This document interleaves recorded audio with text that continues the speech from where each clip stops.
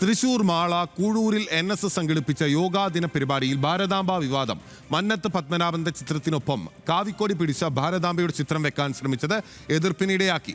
RSS നേതാവിനെ പരിപാടിയിൽ നിന്ന് ഇറക്കി വിട്ടു. പോലീസ് എത്തി പരിപാടിക്കുള്ള അനുമതി നിഷേധിക്കുകയായിരുന്നു.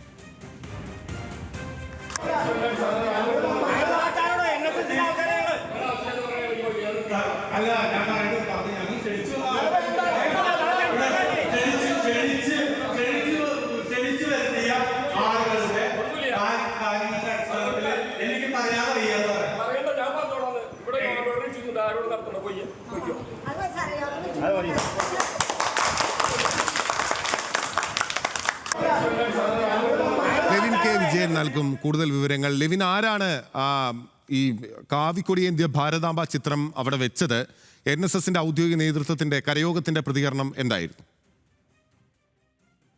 അബിനിൽ, NSS കരയോഗം ഇതുമായി ബന്ധപ്പെട്ടുകൊണ്ട് ഒരു പ്രതികരണം നടത്താൻ ഇതുവരെയും തയ്യാറായിട്ടില്ല. NSS കരയോഗത്തിൽ തന്നെയുള്ള BJP RSS അനുഭാവികളുടെ നേതൃത്വത്തിൽ ആണ് ഇത്തരത്തിൽ ഭാരതാംബ ചിത്രം അന്താരാഷ്ട്ര യോഗാ ദിനവുമായി ബന്ധപ്പെട്ട് നടത്തിയ പരിപാടിയിൽ സ്ഥാപിച്ചത് എന്നുള്ളത് തന്നെയാണ് നമുക്ക് അറിയാൻ സാധിച്ചിട്ടുള്ളത്. ഇന്നലെയായിരുന്നു അന്താരാഷ്ട്ര യോഗാ ദിനത്തോടനുബന്ധിച്ചുകൊണ്ട് വൈകിട്ട് 3:30 NSSന്റെ കുഴൂർ തിരുമുക്കുളം ശാഖയിൽ ഈ പരിപാടി സംഘടിപ്പിക്കുന്നത്.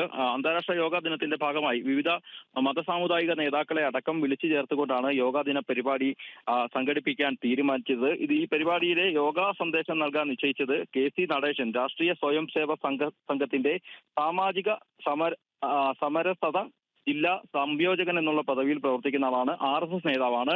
ഇദ്ദേഹം ഈ പരിപാടിയിൽ സന്ദേശം നൽകുന്നതിനായി എത്തുകയും അതോടൊപ്പം തന്നെ ഈ ഭാരതാംബയുടെ കാവിക്കൊടി പിടിച്ച ഭാരതമാതാവിന്റെ ചിത്രം സമുദായ ആചാര്യന്റെ ചിത്രത്തോടൊപ്പം സ്ഥാപിച്ച് പൂമാല ഇടുകയും ചെയ്തതോടുകൂടിയാണ് വിവിധ രാഷ്ട്രീയ സാമുദായിക മേഖലകളിൽ നിന്നുള്ള ആളുകൾ എതിർപ്പുമായി എത്തുന്നത്. ശാഖ നേതാക്കളായിട്ടുള്ള ആളുകളോട് ഈ നടപടി അംഗീകരിക്കാനാകില്ലെന്ന് ഇവർ എതിർപ്പ് അറിയിക്കുകയായിരുന്നു. പിന്നാലെ ഇദ്ദേഹം പ്രസംഗിക്കാൻ എത്തിയപ്പോൾ കൂടുതൽ ആളുകൾ എതിർപ്പുമായി വരികയും പരിപാടി നടത്താൻ അനുവദിക്കില്ലെന്നും BJPയുടെയും RSSന്റെയും രാഷ്ട്രീയ പ്രചരണ വേദിയായി ഇതിനെ മാറ്റാനാവില്ലെന്നും അവർ എതിർപ്പ് അറിയിച്ചു. പിന്നാലെ അതിനുശേഷമാണ് പോലീസ് അവിടെ എത്തി പരിപാടിക്കുള്ള അനുമതി നിഷേധിക്കുകയും ആളുകളെ പിരിച്ചുവിടുകയും ചെയ്തിട്ടുള്ളത്. തൃശൂർ മാഴ കൂരൂരിൽ NSS സംഘടിപ്പിച്ച യോഗാദിന പരിപാടിയിൽ ഭാരതാംബ ചിത്രം വെക്കുകയും അത് എതിർപ്പുണ്ടാവുകയും പരിപാടിയിൽ RSS നേതാവിനെ ഇറക്കി വിടുകയും ചെയ്യുകയായിരുന്നു.